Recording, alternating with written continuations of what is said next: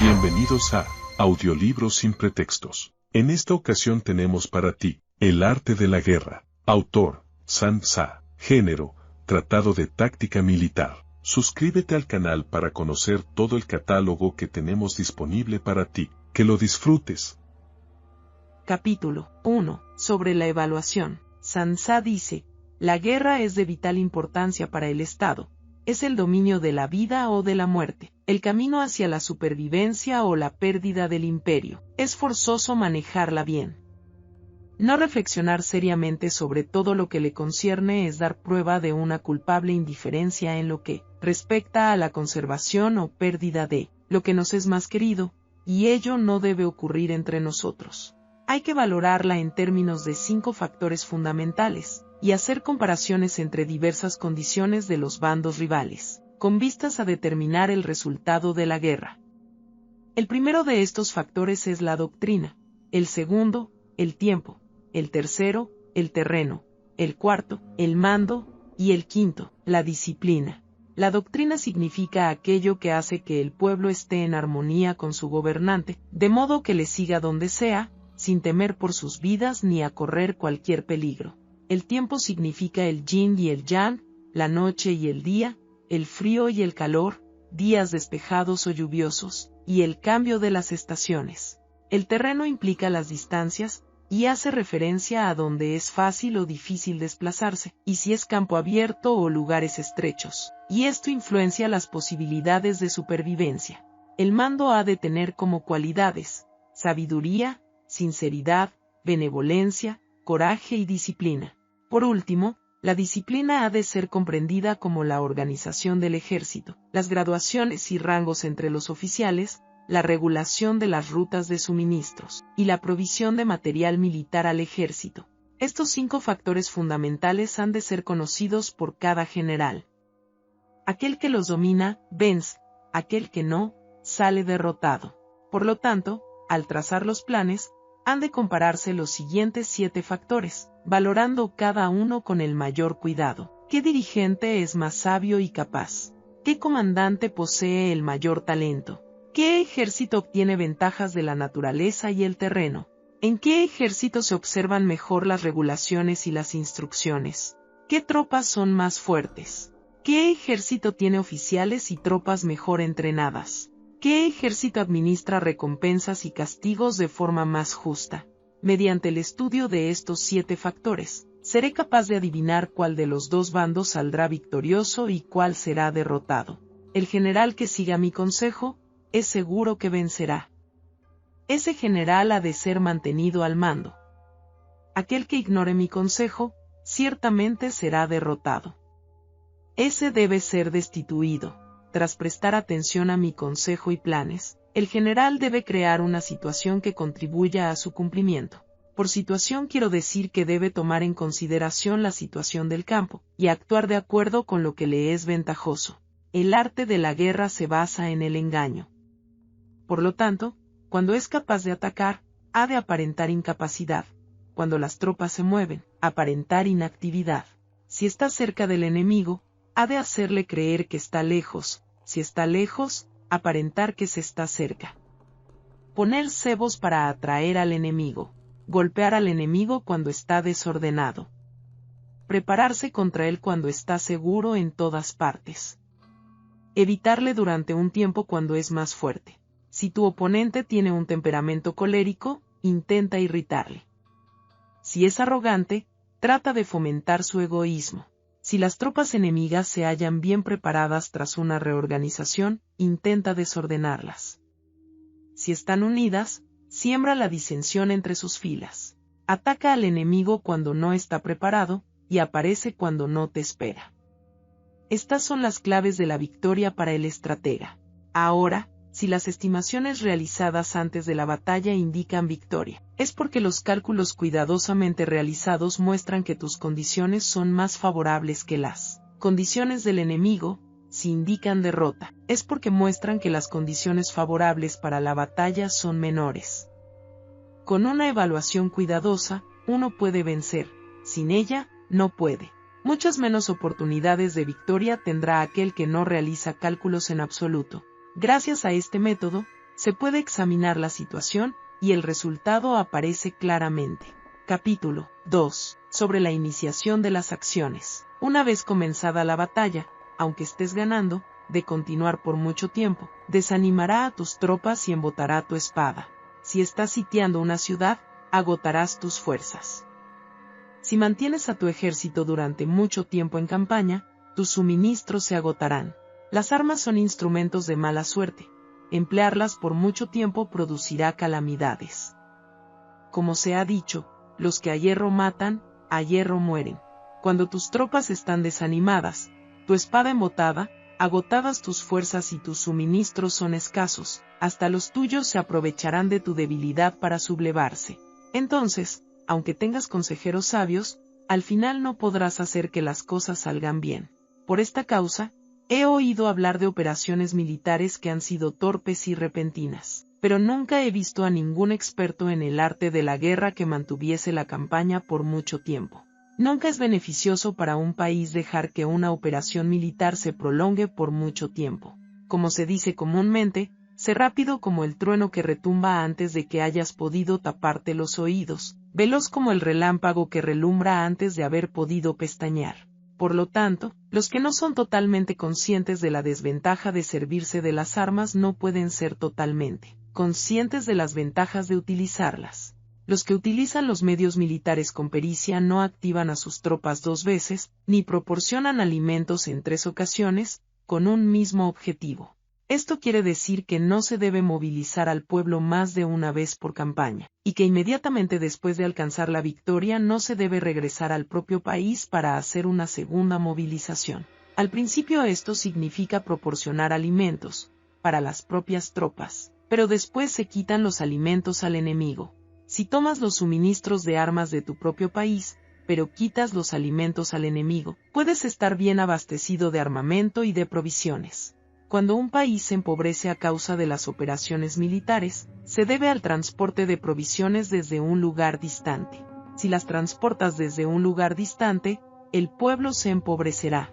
Los que habitan cerca de donde está el ejército pueden vender sus cosechas a precios elevados, pero se acaba de este modo el bienestar de la mayoría de la población.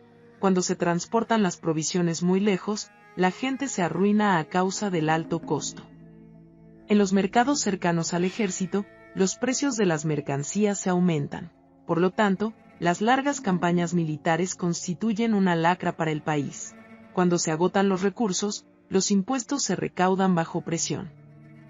Cuando el poder y los recursos se han agotado, se arruina el propio país. Se priva al pueblo de gran parte de su presupuesto, mientras que los gastos del gobierno para armamento se elevan.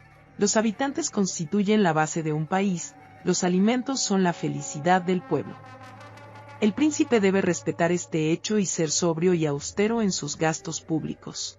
En consecuencia, un general inteligente lucha por desproveer al enemigo de sus alimentos. Cada porción de alimentos tomados al enemigo equivale a 20 que te suministras a ti mismo.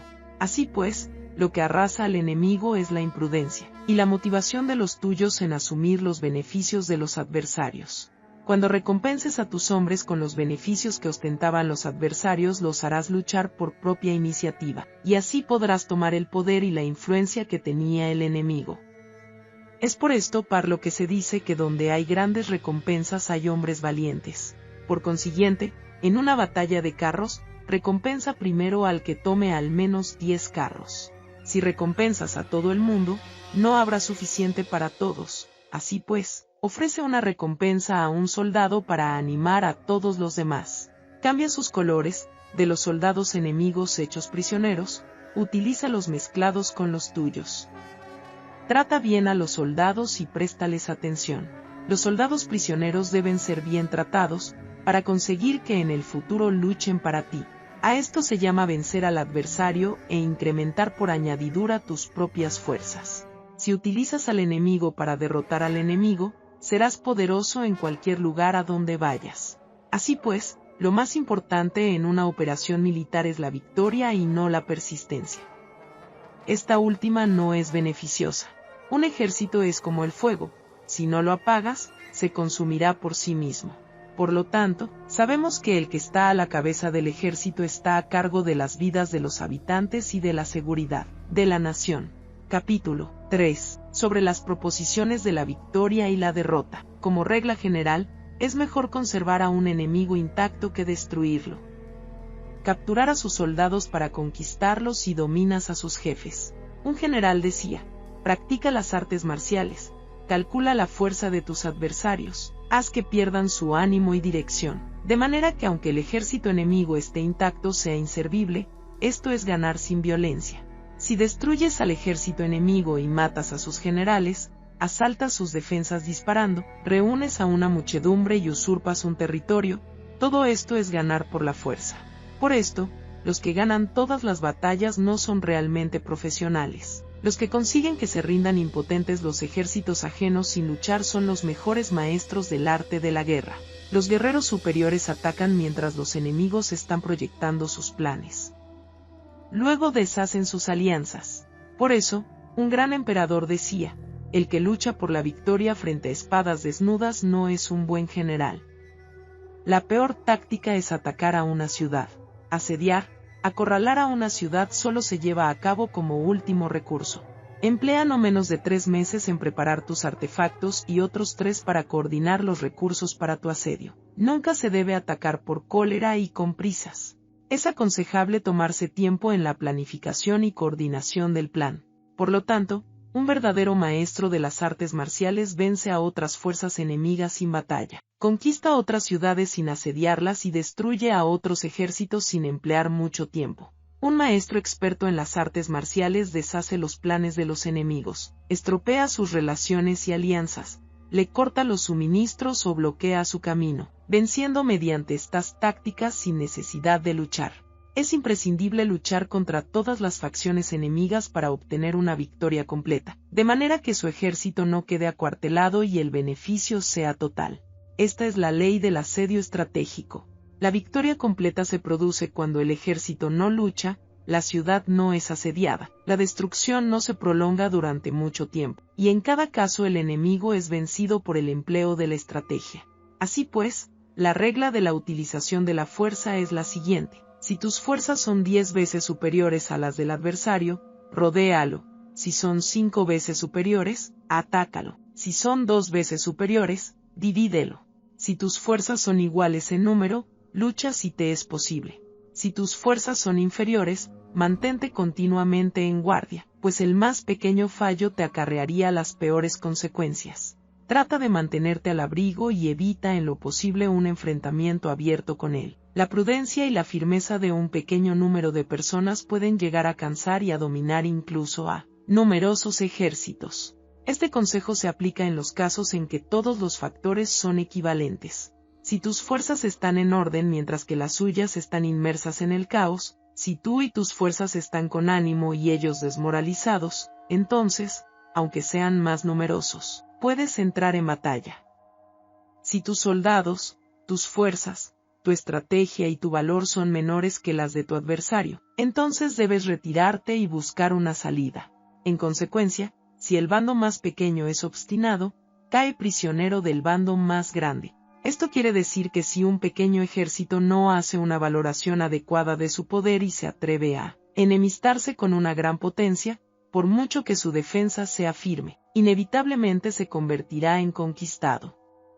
Si no puedes ser fuerte, pero tampoco sabes ser débil, serás derrotado. Los generales son servidores del pueblo. Cuando su servicio es completo, el pueblo es fuerte. Cuando su servicio es defectuoso, el pueblo es débil. Así pues, existen 3 maneras en las que un príncipe lleva al ejército al desastre. Cuando un príncipe, ignorando los hechos, ordena avanzar a sus ejércitos o retirarse cuando no deben hacerlo. A esto se le llama inmovilizar al ejército. Cuando un príncipe ignora los asuntos militares, pero comparte en pie de igualdad el mando del ejército, los soldados acaban confusos. Cuando el príncipe ignora cómo llevar a cabo las maniobras militares, pero comparte por igual su dirección, los soldados están vacilantes. Una vez que los ejércitos están confusos y vacilantes, empiezan los problemas procedentes de los adversarios. A esto se le llama perder la victoria por trastornar el aspecto militar. Si intentas utilizar los métodos de un gobierno civil para dirigir una operación militar, la operación será confusa. Triunfan aquellos que saben cuándo luchar y cuándo no. Saben discernir cuándo utilizar muchas o pocas tropas. Tienen tropas cuyos rangos superiores e inferiores tienen el mismo objetivo. Se enfrentan con preparativos a enemigos desprevenidos. Tienen generales competentes y no limitados por sus gobiernos civiles. Estas 5 son las maneras de conocer al futuro vencedor. Hablar de que el príncipe sea el que da las órdenes en todo es como el general solicitarle permiso al príncipe, para poder apagar un fuego, para cuando sea autorizado, ya no quedan sino cenizas. Si conoces a los demás y te conoces a ti mismo, ni en 100 batallas correrás peligro. Si no conoces a los demás, pero te conoces a ti mismo, perderás una batalla y ganarás otra. Si no conoces a los demás ni te conoces a ti mismo, correrás peligro en cada batalla. Capítulo 4. Sobre la medida en la disposición de los medios. Antiguamente, los guerreros expertos se hacían a sí mismos invencibles en primer lugar, y después aguardaban para descubrir la vulnerabilidad de sus adversarios. Hacerte invencible significa conocerte a ti mismo. Aguardar para descubrir la vulnerabilidad del adversario significa conocer a los demás. La invencibilidad está en uno mismo, la vulnerabilidad en el adversario. Por esto, los guerreros expertos pueden ser invencibles, pero no pueden hacer que sus adversarios sean vulnerables. Si los adversarios no tienen orden de batalla sobre el que informarse, ni negligencias o fallos de los que aprovecharse, ¿cómo puedes vencerlos aunque estén bien pertrechados? Por esto es por lo que se dice que la victoria puede ser percibida, pero no fabricada. La invencibilidad es una cuestión de defensa, la vulnerabilidad, una cuestión de ataque. Mientras no hayas observado vulnerabilidades en el orden de batalla de los adversarios, oculta tu propia formación de ataque, y prepárate para ser invencible, con la finalidad de preservarte. Cuando los adversarios tienen órdenes de batalla vulnerables, es el momento de salir a atacarlos. La defensa es para tiempos de escasez, el ataque para tiempos de abundancia. Los expertos en defensa se esconden en las profundidades de la tierra. Los expertos en maniobras de ataque se esconden en las más elevadas alturas del cielo. De esta manera pueden protegerse y lograr la victoria total. En situaciones de defensa, acalláis las voces y borráis las huellas, escondidos como fantasmas y espíritus bajo tierra, invisibles para todo el mundo. En situaciones de ataque, vuestro movimiento es rápido y vuestro grito fulgurante, veloz como el trueno y el relámpago, para los que no se puede uno preparar, aunque vengan del cielo. Prever la victoria cuando cualquiera la puede conocer no constituye verdadera destreza. Todo el mundo elogia la victoria ganada en batalla, pero esa victoria no es realmente tan buena. Todo el mundo elogia la victoria en la batalla, pero lo verdaderamente deseable es poder ver el mundo de lo sutil y darte cuenta del mundo de lo oculto, hasta el punto de ser capaz de alcanzar la victoria donde no existe forma. No se requiere mucha fuerza para levantar un cabello, no es necesario tener una vista aguda para ver el sol y la luna, ni se necesita tener mucho oído para escuchar el retumbar del trueno. Lo que todo el mundo conoce no se llama sabiduría. La victoria sobre los demás obtenida por medio de la batalla no se considera una buena victoria. En la antigüedad, los que eran conocidos como buenos guerreros vencían cuando era fácil vencer. Si solo eres capaz de asegurar la victoria tras enfrentarte a un adversario en un conflicto armado, esa victoria es una dura victoria. Si eres capaz de ver lo sutil y de darte cuenta de lo oculto, irrumpiendo antes del orden de batalla, la victoria así obtenida es una victoria fácil. En consecuencia, las victorias de los buenos guerreros no destacan por su inteligencia o su bravura. Así pues, las victorias que ganan en batalla no son debidas a la suerte. Sus victorias no son casualidades, sino que son debidas a haberse situado previamente en posición de poder ganar con seguridad, imponiéndose sobre los que ya han perdido de antemano. La gran sabiduría no es algo obvio, el mérito grande no se anuncia. Cuando eres capaz de ver lo sutil, es fácil ganar. ¿Qué tiene esto que ver con la inteligencia o la bravura? ¿Cuándo se resuelven los problemas antes de que surjan? ¿Quién llama a esto inteligencia? Cuando hay victorias sin batalla, ¿quién habla de bravura? Así pues, Los buenos guerreros toman posición en un terreno en el que no pueden perder, y no pasan por alto las condiciones que hacen a su adversario proclive a la derrota. En consecuencia, un ejército victorioso gana primero y entabla la batalla después. Un ejército derrotado lucha primero e intenta obtener la victoria después. Esta es la diferencia entre los que tienen estrategia y los que no tienen planes premeditados. Los que utilizan bien las armas cultivan el camino y observan las leyes. Así pueden gobernar prevaleciendo sobre los corruptos. Servirse de la armonía para desvanecer la oposición, no atacar un ejército inocente, no hacer prisioneros o tomar botín par donde pasa el ejército, no cortar los árboles ni contaminar los pozos, limpiar y purificar los templos de las ciudades y montañas del camino que atraviesas, no repetir los errores de una civilización decadente. A todo esto se llama el camino y sus leyes. Cuando el ejército está estrictamente disciplinado, hasta el punto en que los soldados morirían antes que desobedecer las órdenes, y las recompensas y los castigos merecen confianza y están bien establecidos, cuando los jefes y oficiales son capaces de actuar de esta forma, pueden vencer a un príncipe enemigo corrupto. Las reglas militares son 5: medición, valoración, cálculo, comparación y victoria. El terreno da lugar a las mediciones, estas dan lugar a las valoraciones a los cálculos, estos a las comparaciones, y las comparaciones dan lugar a las victorias. Mediante las comparaciones de las dimensiones puedes conocer dónde se halla la victoria o la derrota. En consecuencia, un ejército victorioso es como 1 kilo comparado con 1 gramo. Un ejército derrotado es como 1 gramo comparado con 1 kilo. Cuando el que gana consigue que su pueblo vaya a la batalla como si estuviera dirigiendo una gran corriente de agua hacia un cañón profundo. Esto es una cuestión de orden de batalla. Cuando el agua se acumula en un cañón profundo, nadie puede medir su cantidad, lo mismo que nuestra defensa no muestra su forma. Cuando se suelta el agua, se precipita hacia abajo como un torrente, de manera tan irresistible como nuestro propio ataque. Capítulo 5. Sobre la firmeza. La fuerza es la energía acumulada o la que se percibe. Esto es muy cambiante. Los expertos son capaces de vencer al enemigo creando una percepción favorable en ellos, así obtener la victoria sin necesidad de ejercer su fuerza. Gobernar sobre muchas personas como si fueran poco es una cuestión de dividirlas en grupos o sectores. Es organización. Batallar contra un gran número de tropas como si fueran pocas es una cuestión de demostrar la fuerza. Símbolos y señales. Se refiere a lograr una percepción de fuerza y poder en la oposición. En el campo de batalla se refiere a las formaciones y banderas utilizadas para desplegar las tropas y coordinar sus movimientos. Lograr que el ejército sea capaz de combatir contra el adversario sin ser derrotado es una cuestión de emplear métodos ortodoxos o heterodoxos.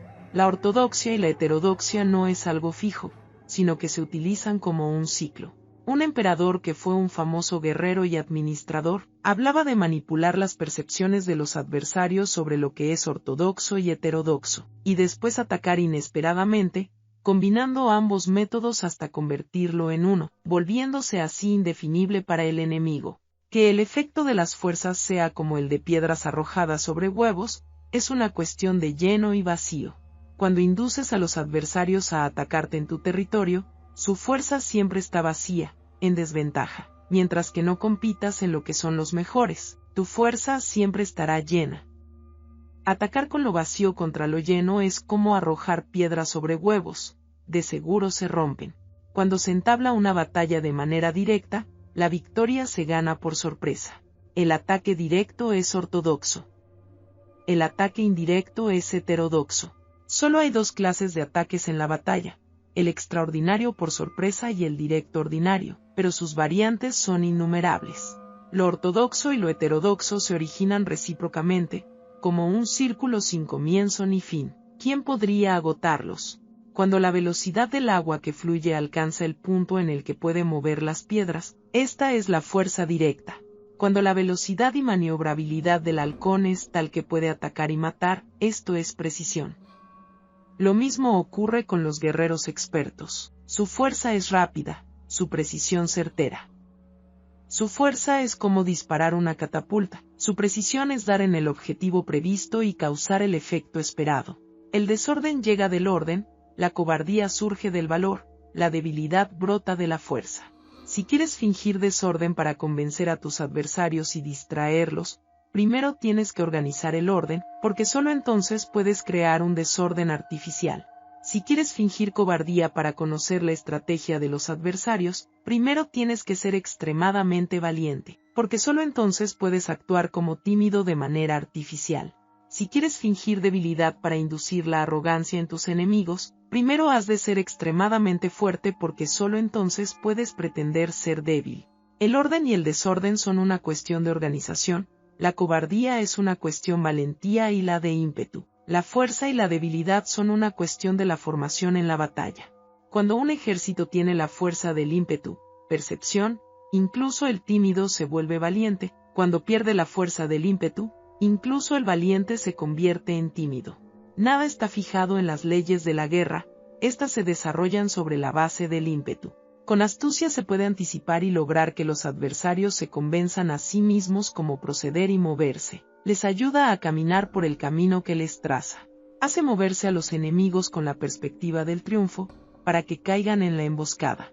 Los buenos guerreros buscan la efectividad en la batalla a partir de la fuerza del ímpetu, percepción, y no dependen solo de la fuerza de sus soldados. Son capaces de escoger a la mejor gente, desplegarlos adecuadamente y dejar que la fuerza del ímpetu logre sus objetivos. Cuando hay entusiasmo, convicción, orden, organización, recursos, compromiso de los soldados, tienes la fuerza del ímpetu, y el tímido es valeroso. Así es posible asignar a los soldados por sus capacidades, habilidades y encomendarle deberes y responsabilidades adecuadas. El valiente puede luchar, el cuidadoso puede hacer de centinela, y el inteligente puede estudiar, analizar y comunicar. Cada cual es útil. Hacer que los soldados luchen permitiendo que la fuerza del ímpetu haga su trabajo es como hacer rodar rocas. Las rocas permanecen inmóviles cuando están en un lugar plano, pero ruedan en un plano inclinado. Se quedan fijas cuando son cuadradas, pero giran si son redondas. Por lo tanto, cuando se conduce a los hombres a la batalla con astucia, el impulso es como rocas redondas que se precipitan montaña abajo. Esta es la fuerza que produce la victoria. Capítulo 6. Sobre lo lleno y lo vacío. Los que anticipan, se preparan y llegan primero al campo de batalla y esperan al adversario están en posición descansada. Los que llegan los últimos al campo de batalla, los que improvisan y entablan la lucha quedan agotados. Los buenos guerreros hacen que los adversarios vengan a ellos, y de ningún modo se dejan atraer fuera de su fortaleza. Si haces que los adversarios vengan a ti para combatir, su fuerza estará siempre vacía. Si no sales a combatir, tu fuerza estará siempre llena. Este es el arte de vaciar a los demás y de llenarte a ti mismo. Lo que impulsa a los adversarios a venir hacia ti por propia decisión es la perspectiva de ganar. Lo que desanima a los adversarios de ir hacia ti es la probabilidad de sufrir daños. Cuando los adversarios están en posición favorable, debes cansarlos. Cuando están bien alimentados, cortar los suministros. Cuando están descansando, hacer que se pongan en movimiento. Ataca inesperadamente, haciendo que los adversarios se agoten corriendo para salvar sus vidas. Interrumpe sus provisiones, arrasa sus campos y corta sus vías de aprovisionamiento. Aparece en lugares críticos y ataca donde menos se lo esperen, haciendo que tengan que acudir al rescate. Aparece donde no puedan ir, se dirige hacia donde menos se lo esperen. Para desplazarte cientos de kilómetros sin cansancio, atraviesa tierras despobladas. Atacar un espacio abierto no significa solo un espacio en el que el enemigo no tiene defensa. Mientras su defensa no sea estricta, el lugar no esté bien guardado, los enemigos se desperdigarán ante ti, como si estuvieras atravesando un territorio despoblado. Para tomar infaliblemente lo que atacas, ataca donde no haya defensa. Para mantener una defensa infaliblemente segura, defiende donde no haya ataque. Así, en el caso de los que son expertos en el ataque, sus enemigos no saben por dónde atacar. Cuando se cumplen las instrucciones, las personas son sinceramente leales y comprometidas, los planes y preparativos para la defensa implantados con firmeza, siendo tan sutil y reservado que no se revelan las estrategias de ninguna forma, y los adversarios se sienten inseguros, y su inteligencia no les sirve para nada. Sé extremadamente sutil, discreto, hasta el punto de no tener forma. Sé completamente misterioso y confidencial, hasta el punto de ser silencioso. De esta manera podrás dirigir el destino de tus adversarios. Para avanzar sin encontrar resistencia, arremete por sus puntos débiles. Para retirarte de manera esquiva, sé más rápido que ellos.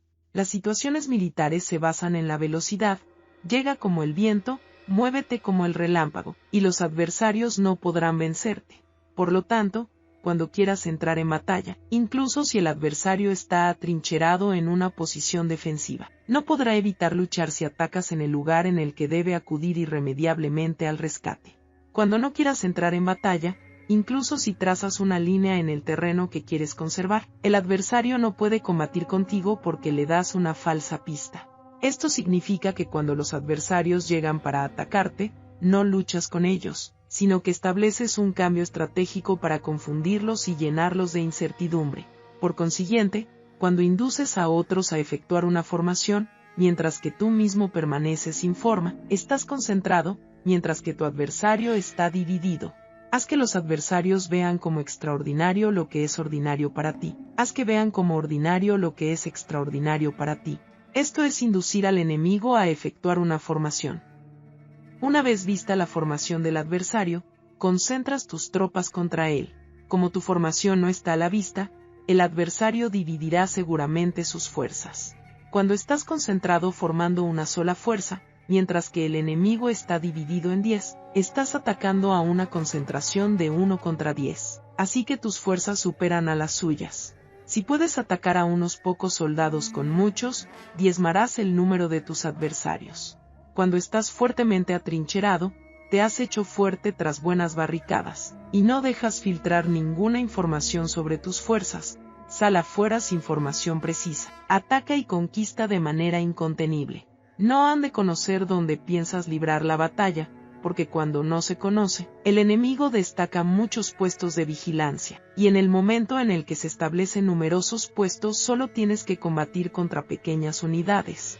Así pues, cuando su vanguardia está preparada, su retaguardia es defectuosa, y cuando su retaguardia está preparada, su vanguardia presenta puntos débiles. Las preparaciones de su ala derecha significarán carencia en su ala izquierda. Las preparaciones por todas partes significará ser vulnerable por todas partes. Esto significa que cuando las tropas están de guardia en muchos lugares, están forzosamente desperdigadas en pequeñas unidades. Cuando se dispone de pocos soldados se está a la defensiva contra el adversario. El que dispone de muchos hace que el enemigo tenga que defenderse. Cuantas más defensas induces a adoptar a tu enemigo, más debilitado quedará. Así, si conoces el lugar y la fecha de la batalla, puedes acudir a ella aunque estés a 1000 kilómetros de distancia.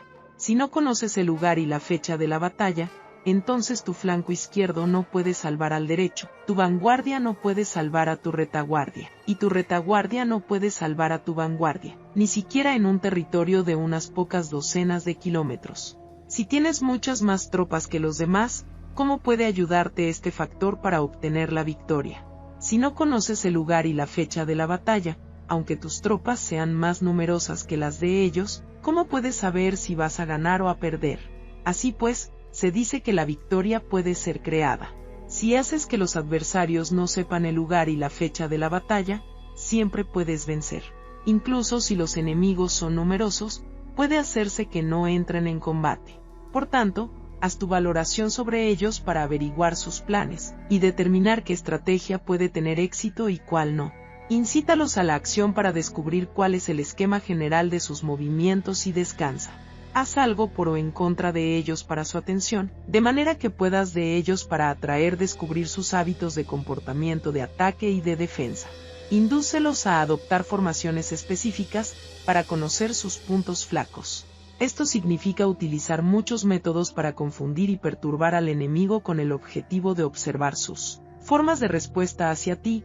Después de haberlas observado, actúas en consecuencia, de manera que puedes saber qué clase de situaciones significan vida y cuáles significan muerte. Pruébalos para averiguar sus puntos fuertes y sus puntos débiles. Por lo tanto, el punto final de la formación de un ejército es llegar a la no forma. Cuando no tienes forma, los informadores no pueden descubrir nada, ya que la información no puede crear una estrategia. Una vez que no tienes forma perceptible, no dejas huellas que puedan ser seguidas. Los informadores no encuentran ninguna grieta por donde mirar y los que están a cargo de la planificación no pueden establecer ningún plan realizable. La victoria sobre multitudes mediante formaciones precisas debe ser desconocida para las multitudes. Todo el mundo conoce la forma mediante la que resultó vencedor, pero nadie conoce la forma mediante la que aseguró la victoria. En consecuencia, la victoria en la guerra no es repetitiva, sino que adapta su forma continuamente. Determinar los cambios apropiados significa no repetir las estrategias previas para obtener la victoria. Para lograrla, puedo adaptarme desde el principio a cualquier formación que los adversarios puedan adoptar. Las formaciones son como el agua. La naturaleza del agua es evitar lo alto e ir hacia abajo. La naturaleza de los ejércitos es evitar lo lleno y atacar lo vacío. El flujo del agua está determinado por la tierra. La victoria viene determinada por el adversario. Así pues, un ejército no tiene formación constante, lo mismo que el agua no tiene forma constante. Se llama genio a la capacidad de obtener la victoria cambiando y adaptándose según el enemigo. Capítulo 7. Sobre el enfrentamiento directo e indirecto. Las autoridades civiles y después reúne y concentra a las tropas, acuartelándolas juntas. Nada es más difícil que la lucha armada.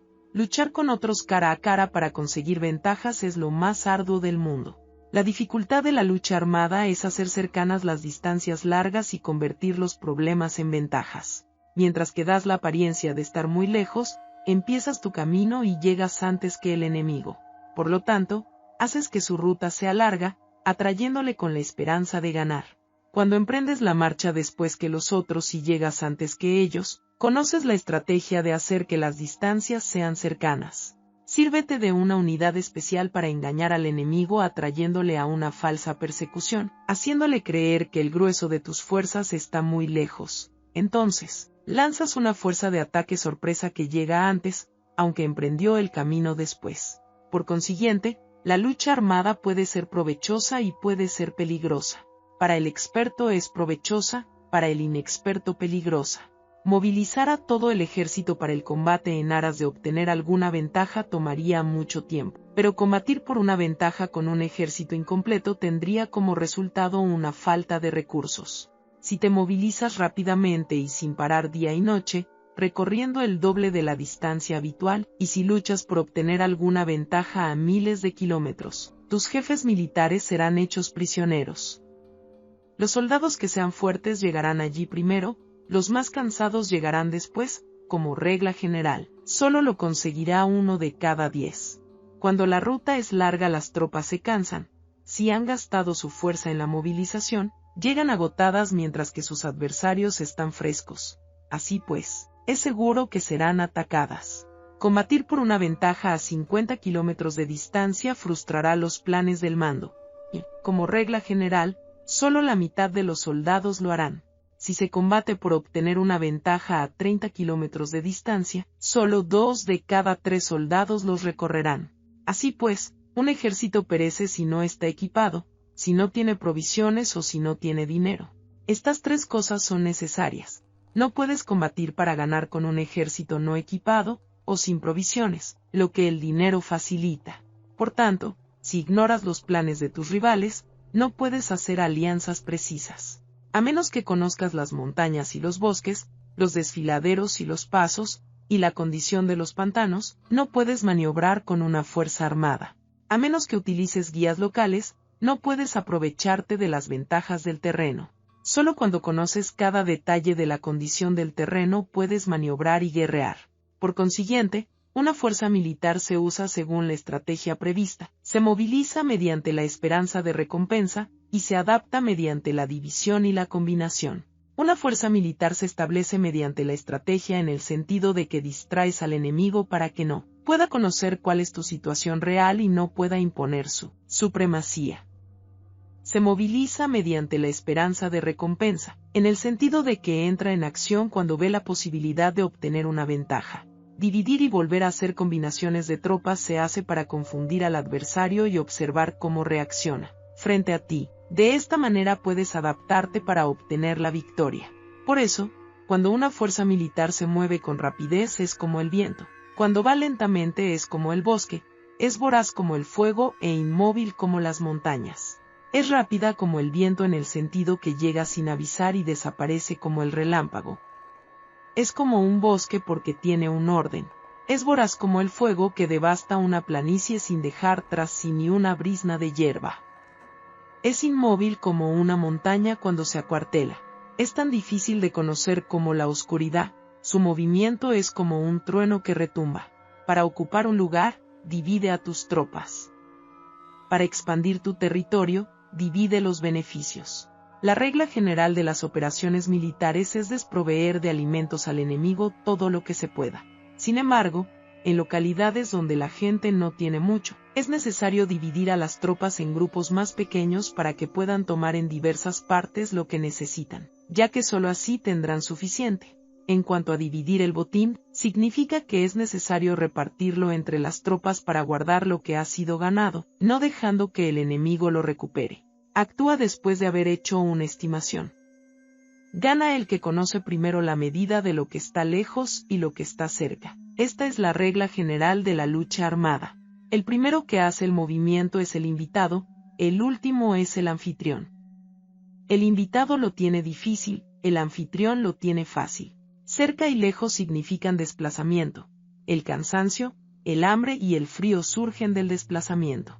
Un antiguo libro que trata de asuntos militares dice, las palabras no son escuchadas, para eso se hacen los símbolos y los tambores. Las banderas y los estandartes se hacen a causa de la ausencia de visibilidad.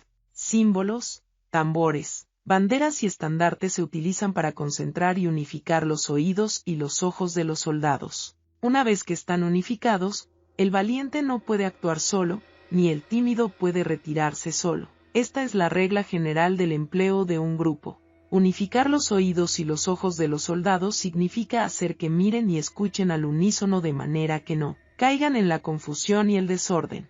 Las señales se utilizan para indicar direcciones e impedir que los individuos vayan a donde se les antoje. Así pues, en batallas nocturnas, utiliza fuegos y tambores, y en batallas diurnas sírvete de banderas y estandartes, para manipular los oídos y los ojos de los soldados. Utiliza muchas señales para confundir las percepciones del enemigo y hacerle temer tu temible poder militar. De esta forma, haces desaparecer la energía de sus ejércitos y desmoralizas a sus generales. En primer lugar, has de ser capaz de mantenerte firme en tu propio corazón. Solo entonces puedes desmoralizar a los generales enemigos. Por esto, la tradición afirma que los habitantes de otros tiempos tenían la firmeza para desmoralizar, y la antigua ley de los que conducían carros de combate decía que cuando la mente original es firme, la energía fresca es victoriosa. De este modo, la energía de la mañana está llena de ardor, la del mediodía decae y la energía de la noche se retira. En consecuencia, los expertos en el manejo de las armas prefieren la energía entusiasta, atacan la decadente y la que se bate en retirada.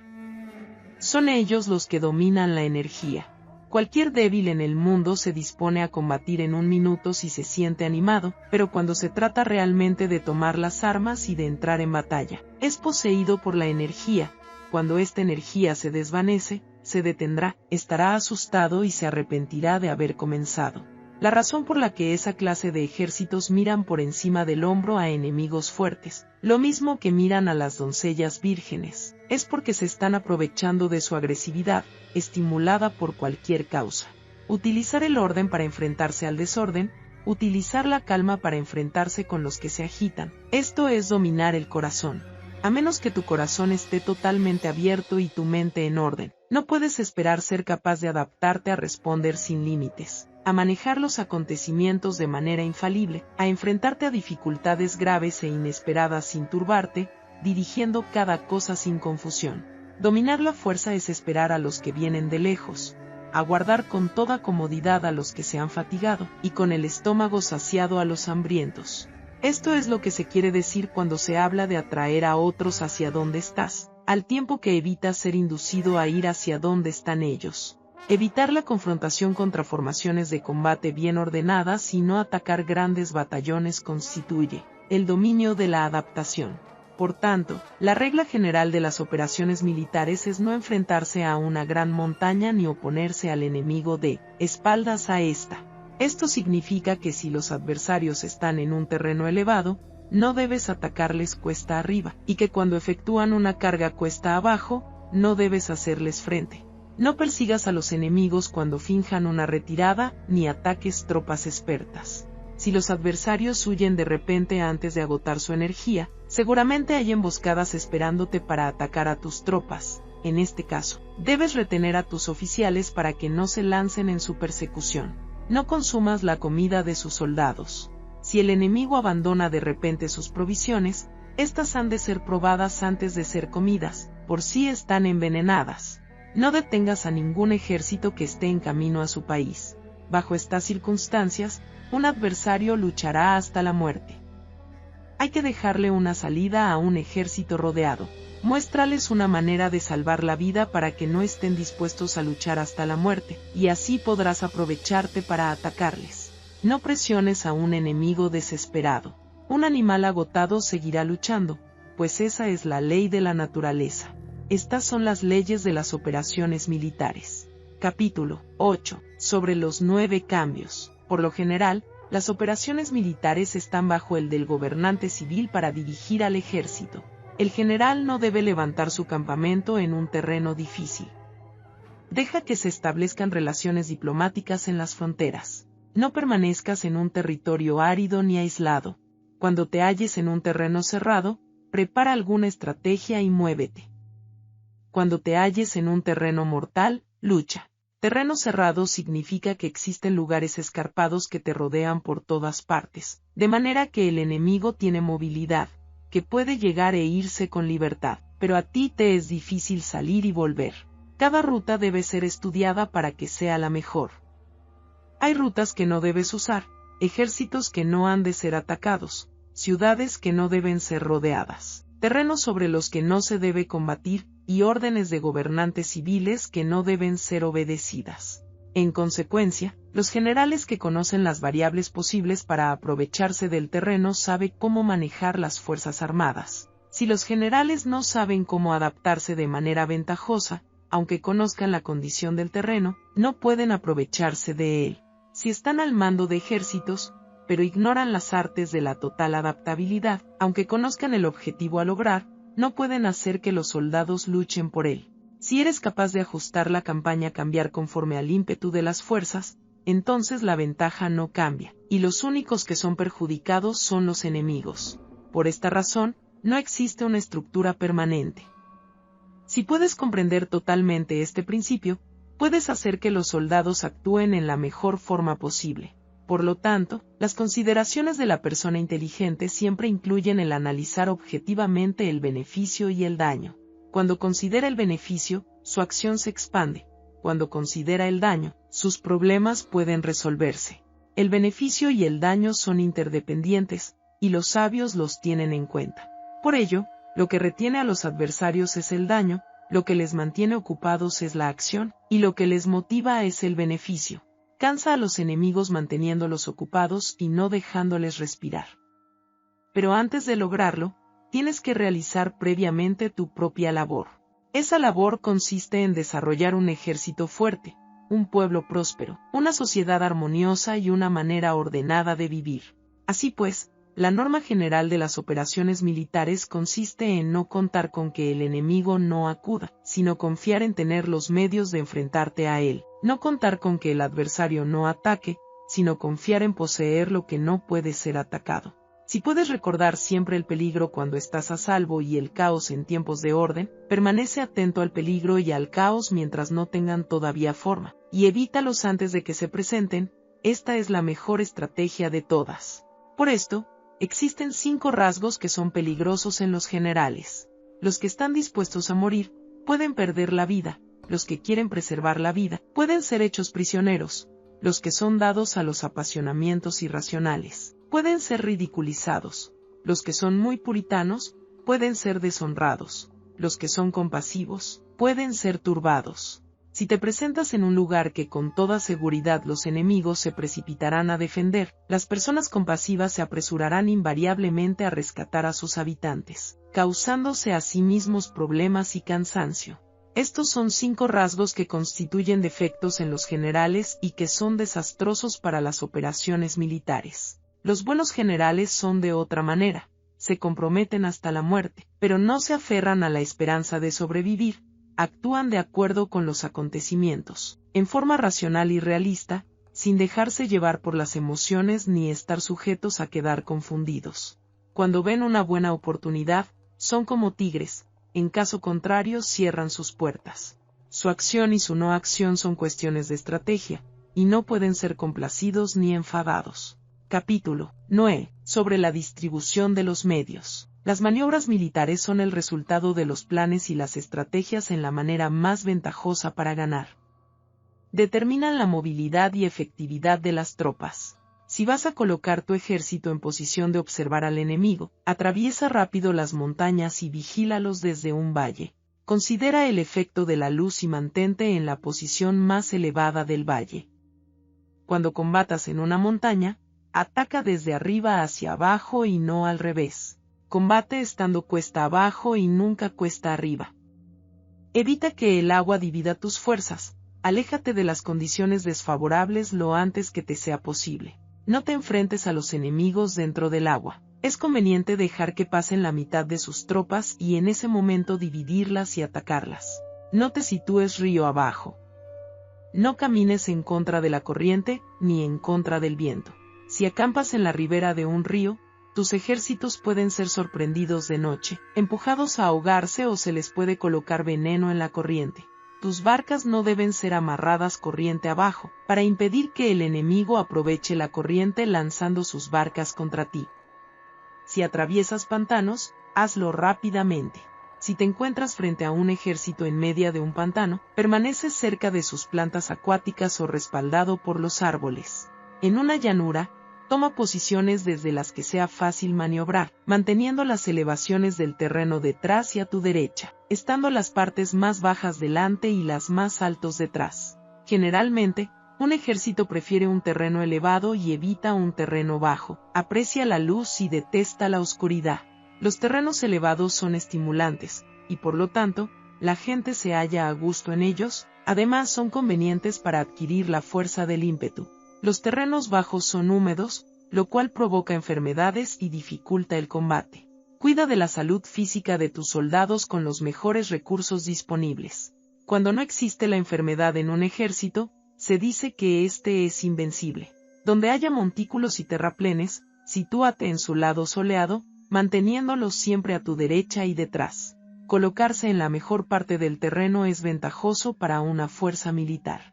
La ventaja en una operación militar consiste en aprovecharse de todos los factores beneficiosos del terreno. Cuando llueve río arriba y la corriente trae consigo la espuma, si quieres cruzarlo, espera a que escampe. Siempre que un terreno presente barrancos infranqueables, lugares cerrados, trampas, riesgos, grietas y prisiones naturales, debes abandonarlo rápidamente y no acercarte a él.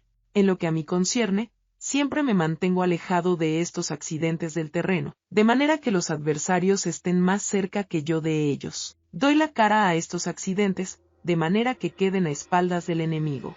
Entonces estás en situación ventajosa, y él tiene condiciones desfavorables. Cuando un ejército se está desplazando, si atraviesa territorios montañosos con muchas corrientes de agua y pozos, o pantanos cubiertos de juncos, o bosques vírgenes llenos de árboles y vegetación, es imprescindible escudriñarlos totalmente y con cuidado, ya que estos lugares ayudan a las emboscadas y a los espías. Es esencial bajar del caballo y escudriñar el terreno, por si existen tropas escondidas para tenderte una emboscada. También podría ser que hubiera espías al acecho observándote y escuchando tus instrucciones y movimientos. Cuando el enemigo está cerca, pero permanece en calma, quiere decir que se halla en una posición fuerte. Cuando está lejos pero intenta provocar hostilidades, quiere que avances. Si, además, su posición es accesible, eso quiere decir que le es favorable. Si un adversario no conserva la posición que le es favorable por las condiciones del terreno y se sitúa en otro Lugar conveniente. Debe ser porque existe alguna ventaja táctica para obrar de esta manera. Si se mueven los árboles, es que el enemigo se está acercando.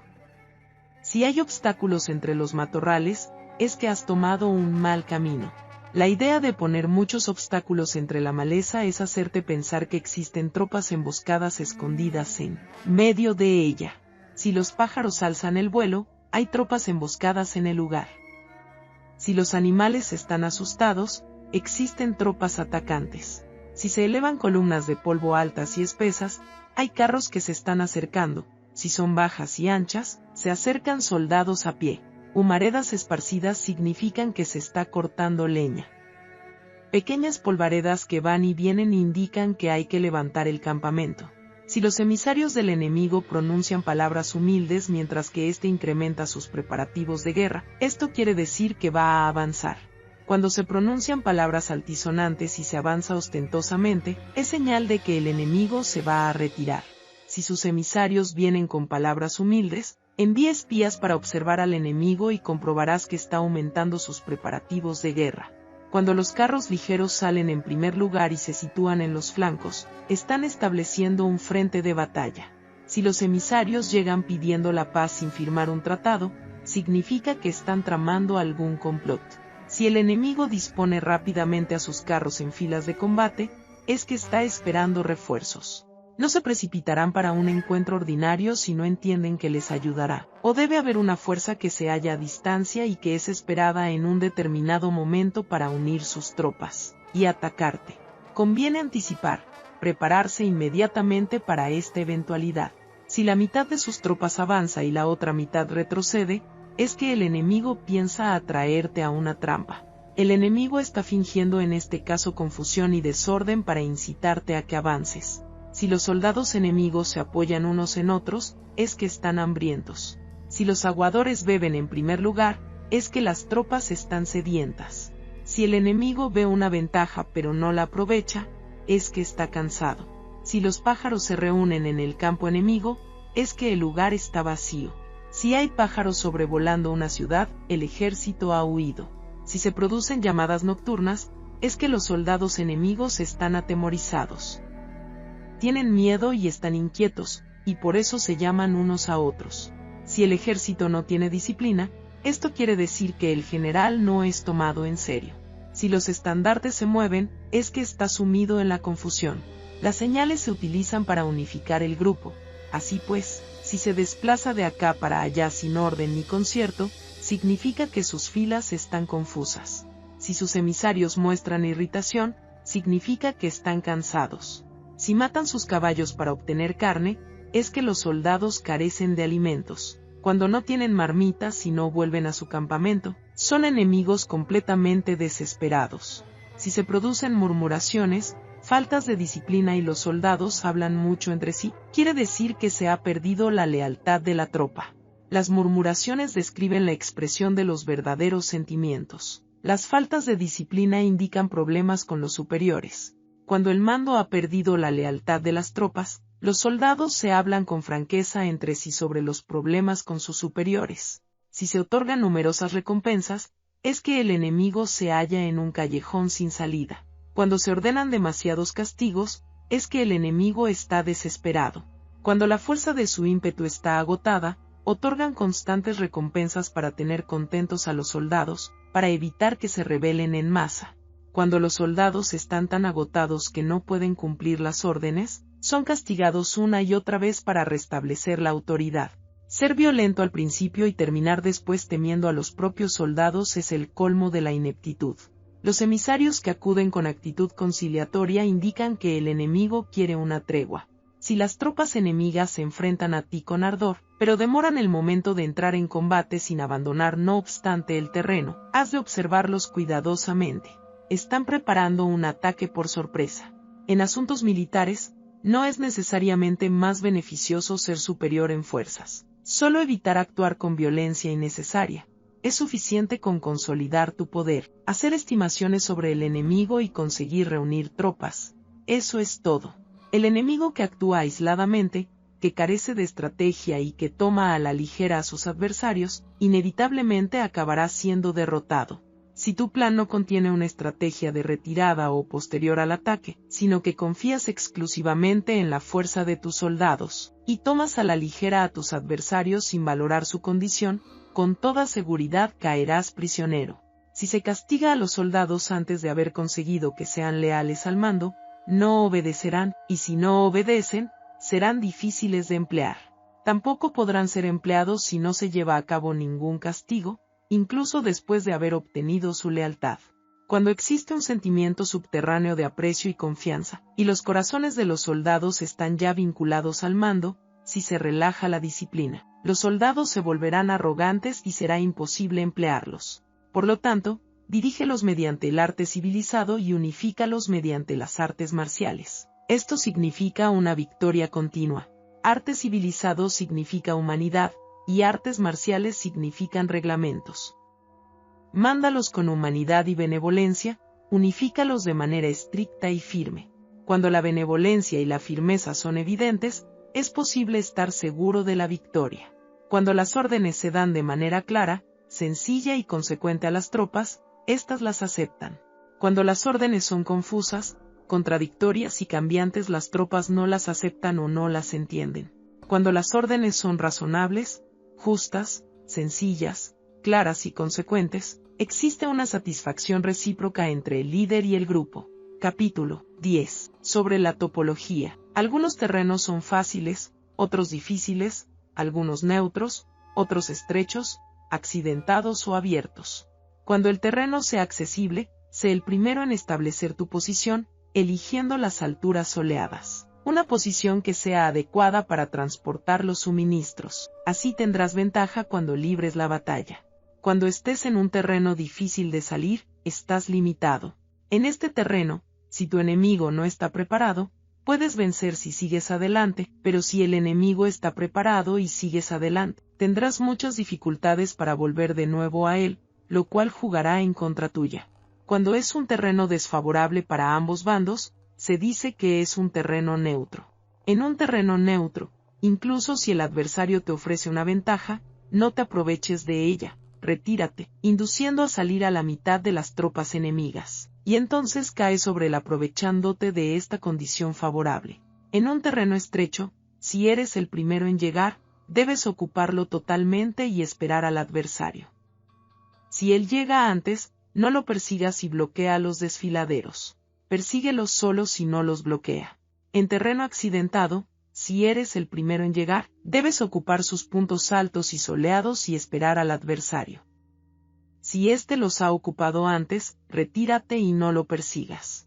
En un terreno abierto, la fuerza del ímpetu se encuentra igualada, y es difícil provocarle a combatir de manera desventajosa para él.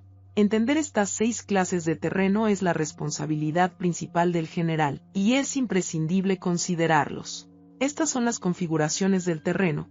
Los generales que las ignoran salen derrotados. Así pues, entre las tropas están las que huyen, las que se retraen, las que se derrumban, las que se rebelan y las que son derrotadas. Ninguna de estas circunstancias constituyen desastres naturales, sino que son debidas a los errores de los generales. Las tropas que tienen el mismo ímpetu, pero que atacan en proporción de 1 contra 10, salen derrotadas. Los que tienen tropas fuertes pero cuyos oficiales son débiles, quedan retraídos. Los que tienen soldados débiles al mando de oficiales fuertes, se verán en apuros. Cuando los oficiales superiores están encolerizados y son violentos, y se enfrentan al enemigo por su cuenta y por despecho, y cuando los generales ignoran sus capacidades, el ejército se desmoronará. Como norma general, para poder vencer al enemigo, todo el mando militar debe tener una sola intención y todas las fuerzas militares deben cooperar. Cuando los generales son débiles y carecen de autoridad, cuando las órdenes no son claras, cuando oficiales y soldados no tienen solidez y las formaciones son anárquicas, se produce revuelta. Los generales que son derrotados son aquellos que son incapaces de calibrar a los adversarios, entran en combate con fuerzas superiores en número o mejor equipadas, y no seleccionan a sus tropas según los niveles de preparación de las mismas. Si empleas soldados sin seleccionar a los preparados de los no preparados, a los arrojados y a los timoratos, te estás buscando tu propia derrota. Estas son las 6 maneras de ser derrotado. La comprensión de estas situaciones es la responsabilidad suprema de los generales y deben ser consideradas. La primera es no calibrar el número de fuerzas. La segunda, la ausencia de un sistema claro de recompensas y castigos. La tercera, la insuficiencia de entrenamiento. La cuarta es la pasión irracional. La quinta es la ineficacia de la ley del orden. Y la sexta es el fallo de no seleccionar a los soldados fuertes y resueltos. La configuración del terreno puede ser un apoyo para el ejército, para los jefes militares. El curso de la acción adecuada es calibrar al adversario para asegurar la victoria y calcular los riesgos y las distancias. Salen vencedores los que libran batallas conociendo estos elementos, salen derrotados los que luchan ignorándolos. Por lo tanto, cuando las leyes de la guerra señalan una victoria segura es claramente apropiado entablar batalla, incluso si el gobierno ha dado órdenes de no atacar. Si las leyes de la guerra no indican una victoria segura, es adecuado no entrar en batalla, aunque el gobierno haya dado la orden de atacar. De este modo se avanza sin pretender la gloria, se ordena la retirada sin evitar la responsabilidad, con el único propósito de proteger a la población y en beneficio también del gobierno. Así se rinde un servicio valioso a la nación. Avanzar y retirarse en contra de las órdenes del gobierno no se hace por interés personal, sino para salvaguardar las vidas de la población y en auténtico beneficio del gobierno. Servidores de esta talla son muy útiles para un pueblo. Mira por tus soldados como miras por un recién nacido. Así estarán dispuestos a seguirte hasta los valles más profundos. Cuida de tus soldados como cuidas de tus queridos hijos, y morirán gustosamente contigo. Pero si eres tan amable con ellos que no los puedes utilizar, si eres tan indulgente que no les puedes dar órdenes, tan informal que no puedes disciplinarlos, tus soldados serán como niños mimados y, por lo tanto, inservibles. Las recompensas no deben utilizarse solas, ni debe confiarse solamente en los castigos. En caso contrario, las tropas, como niños mimosos, se acostumbran a disfrutar o a quedar resentidas por todo. Esto es dañino y los vuelve inservibles.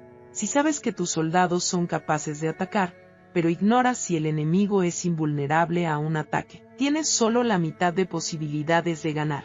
Si sabes que tu enemigo es vulnerable a un ataque, pero ignoras si tus soldados son capaces de atacar, solo tienes la mitad de posibilidades de ganar.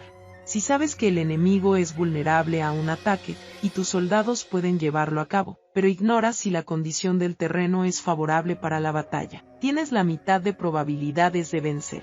Por lo tanto, los que conocen las artes marciales no pierden el tiempo cuando efectúan sus movimientos, ni se agotan cuando atacan.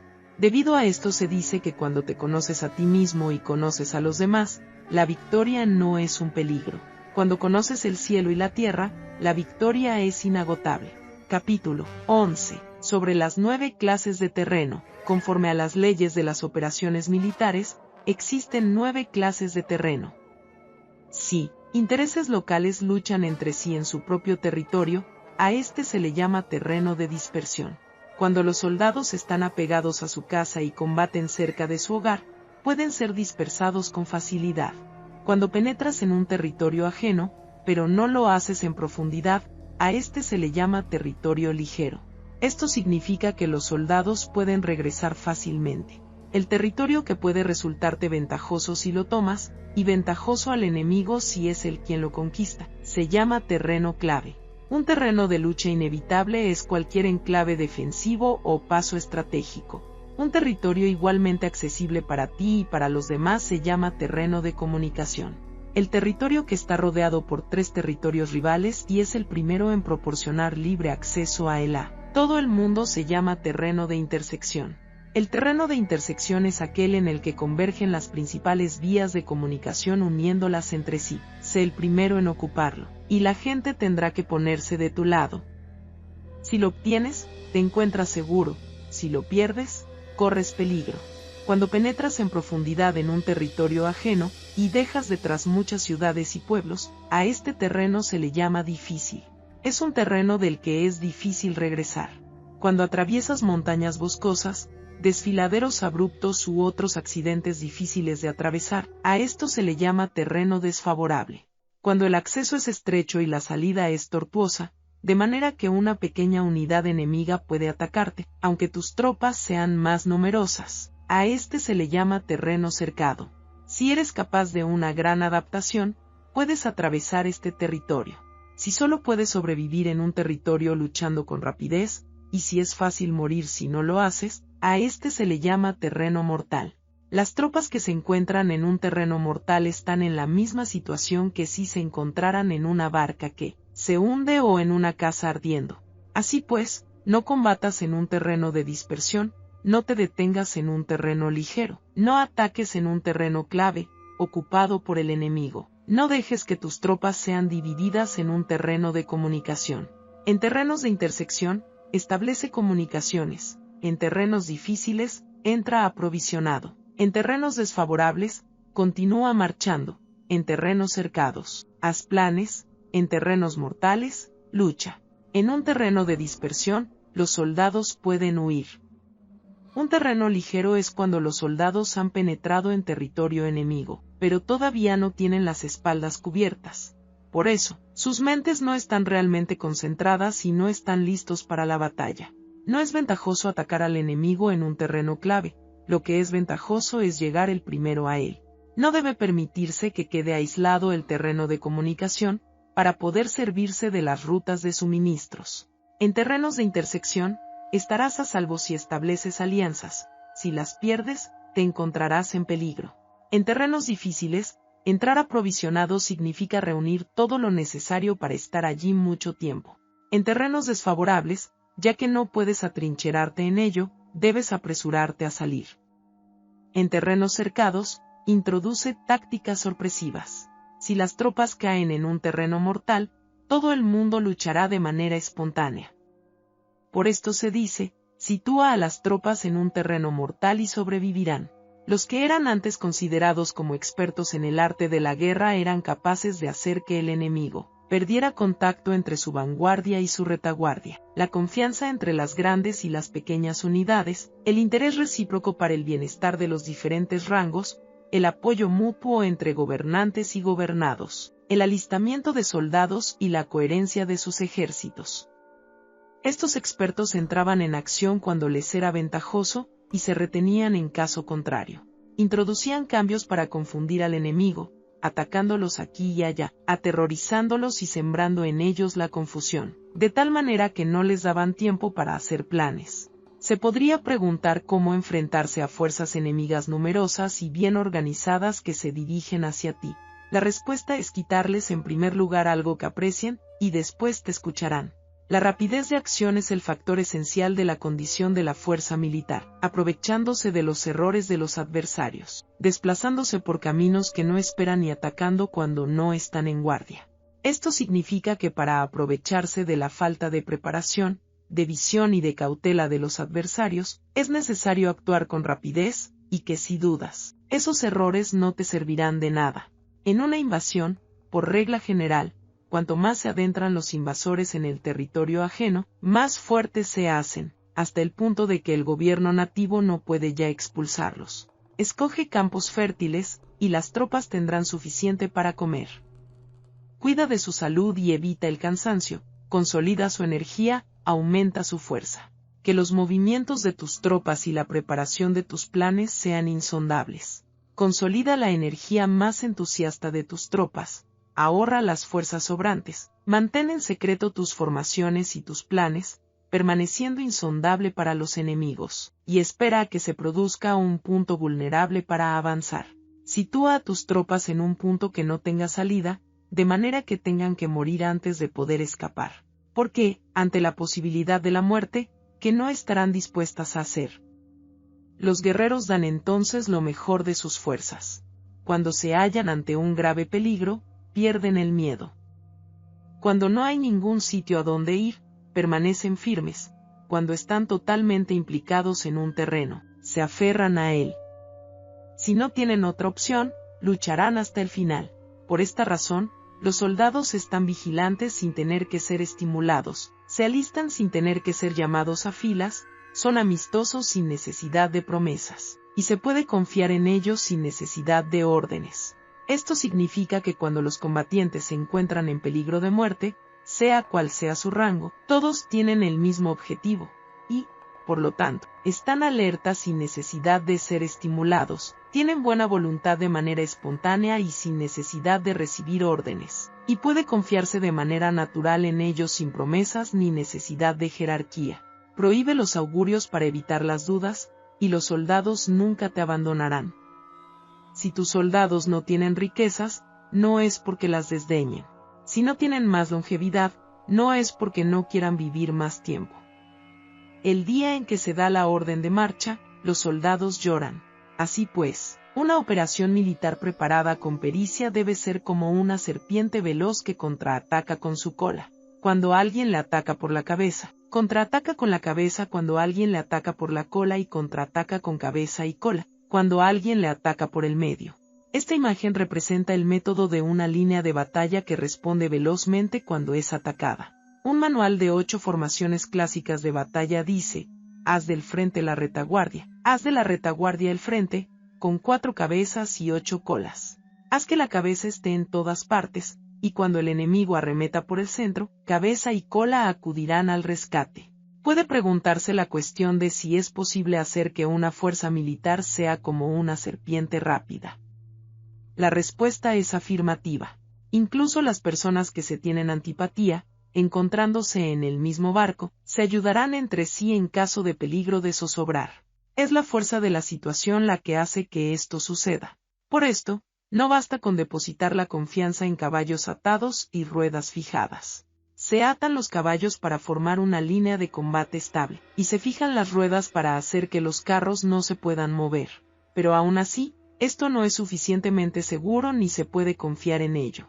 Es necesario permitir que haya variantes a los cambios que se hacen, poniendo a los soldados en situaciones mortales, de manera que combatan de forma espontánea y se ayuden unos a otros codo con codo. Este es el camino de la seguridad y de la obtención de una victoria cierta.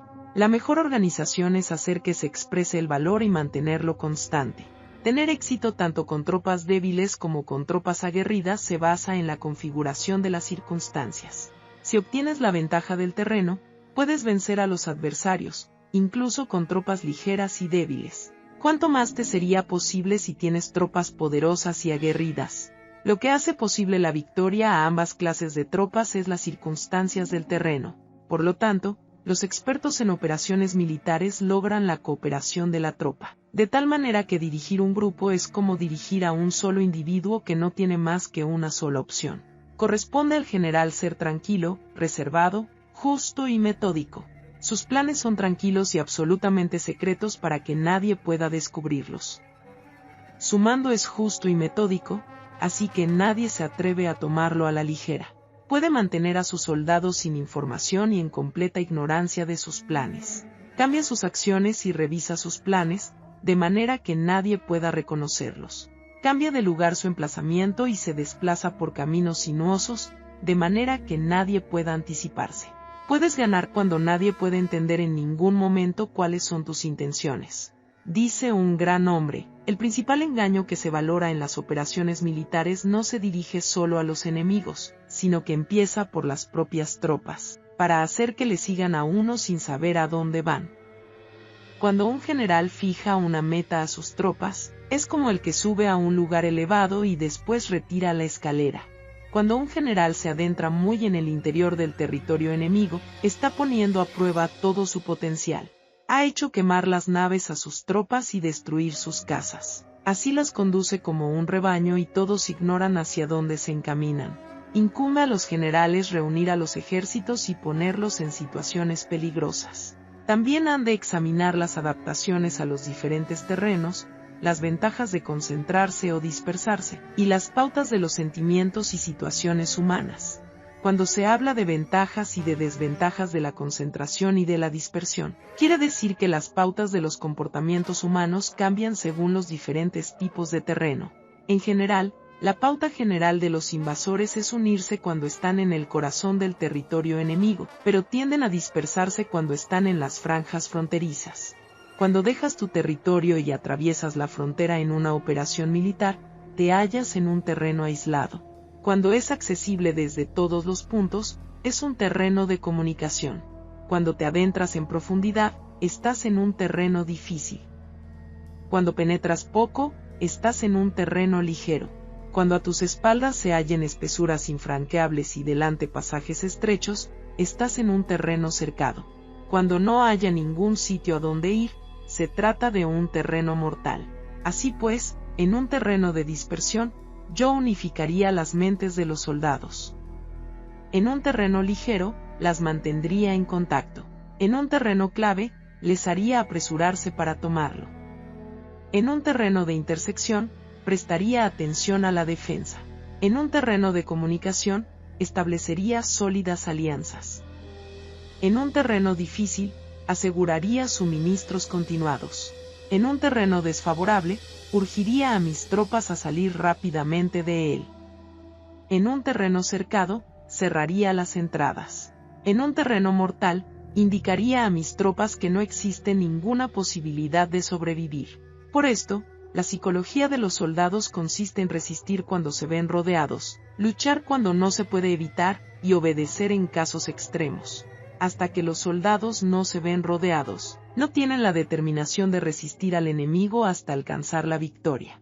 Cuando están desesperados, presentan una defensa unificada. Por ello, los que ignoran los planes enemigos no pueden preparar alianzas.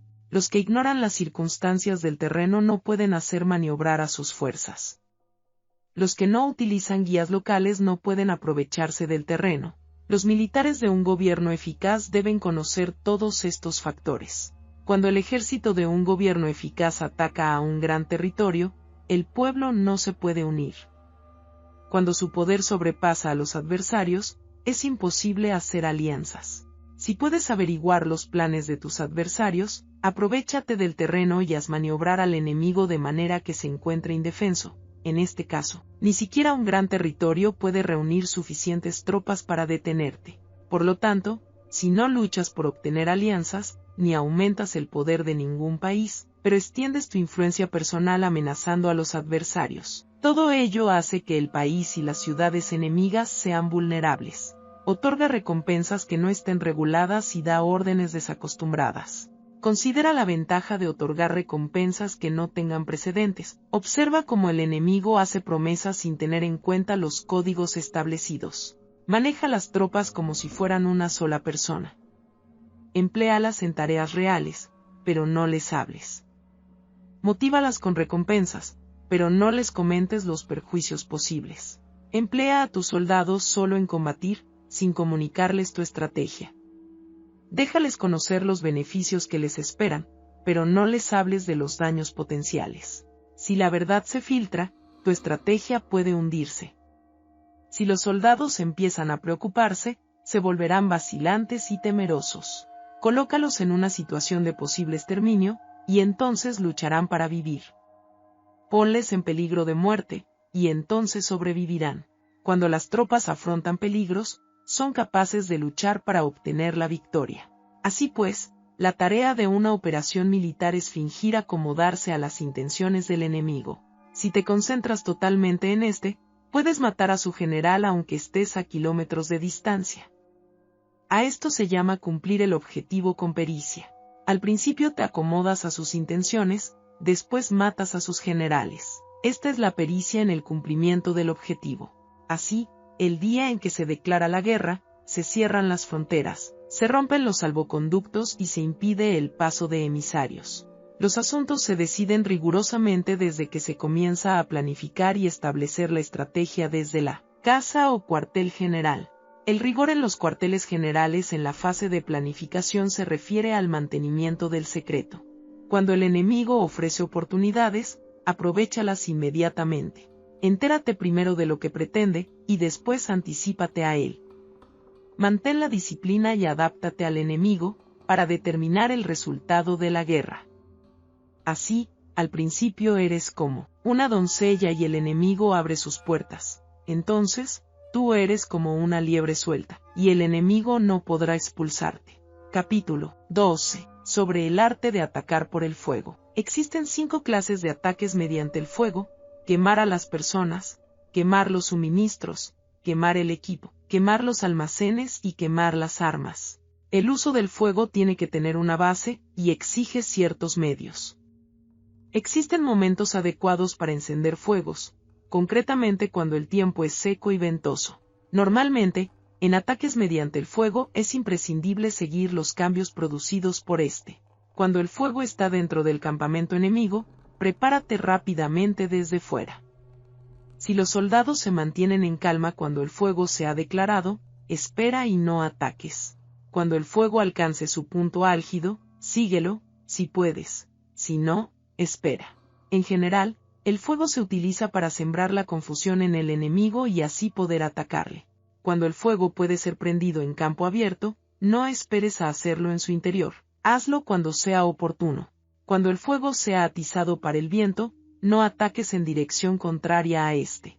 No es eficaz luchar contra el ímpetu del fuego, porque el enemigo luchará en este caso hasta la muerte. Si ha soplado el viento durante el día, a la noche amainará. Un viento diurno cesará al anochecer, un viento nocturno cesará al amanecer. Los ejércitos han de saber que existen variantes de las 5 clases de ataques mediante el fuego, y adaptarse a estas de manera racional.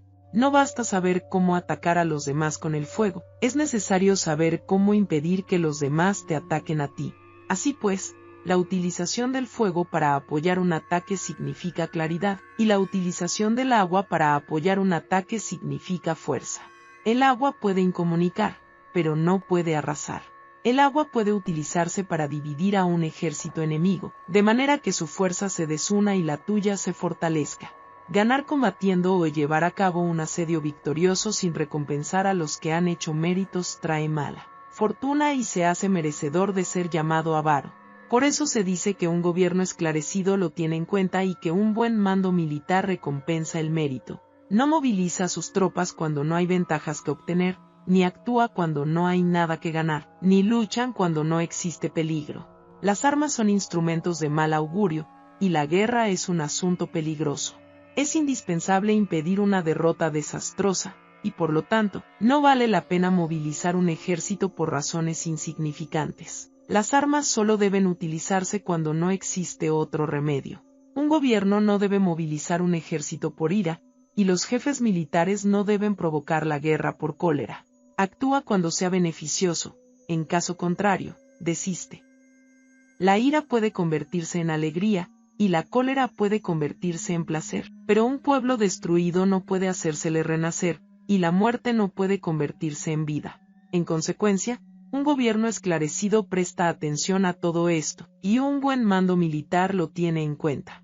Esta es la manera de mantener a la nación a salvo y de conservar intacto a su ejército. Capítulo 13. Sobre la concordia y la discordia. Una operación militar significa un gran esfuerzo para el pueblo, y la guerra puede durar muchos años para obtener una victoria de un día. Así pues, fallar en conocer la situación de los adversarios por economizar en aprobar gastos para investigar y estudiar a la oposición es extremadamente inhumano, y no es típico de un buen jefe militar, de un consejero de gobierno, ni de un gobernante victorioso. Por lo tanto, lo que posibilita a un gobierno inteligente y a un mando militar sabio vencer a los demás y lograr triunfos extraordinarios con esa información esencial.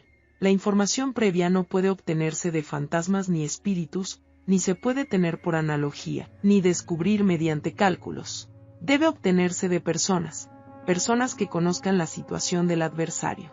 Existen 5 clases de espías: el espía nativo, el espía interno, el doble agente, el espía liquidable y el espía flotante. Cuando están activos todos ellos, nadie conoce sus rutas. A esto se le llama genio organizativo, y se aplica al gobernante. Los espías nativos se contratan entre los habitantes de una localidad. Los espías internos se contratan entre los funcionarios enemigos. Los agentes dobles se contratan entre los espías enemigos. Los espías liquidables transmiten falsos datos a los espías enemigos. Los espías flotantes vuelven para traer sus informes. Entre los funcionarios del régimen enemigo, se hallan aquellos con los que se puede establecer contacto y a los que se puede sobornar para averiguar la situación de su país y descubrir cualquier plan que se trame contra ti. También pueden ser utilizados para crear desavenencias y desarmonía. Planetalibro.net. En consecuencia, nadie en las Fuerzas Armadas es tratado con tanta familiaridad como los espías. Ni a nadie se le otorgan recompensas tan grandes como a ellos. Ni hay asunto más secreto que el espionaje. Si no se trata bien a los espías, pueden convertirse en renegados y trabajar para el enemigo. No se pueden utilizar a los espías sin sagacidad y conocimiento. No puede uno servirse de espías sin humanidad y justicia. No se puede obtener la verdad de los espías sin sutileza. Ciertamente, es un asunto muy delicado. Los espías son útiles en todas partes. Cada asunto requiere un conocimiento previo.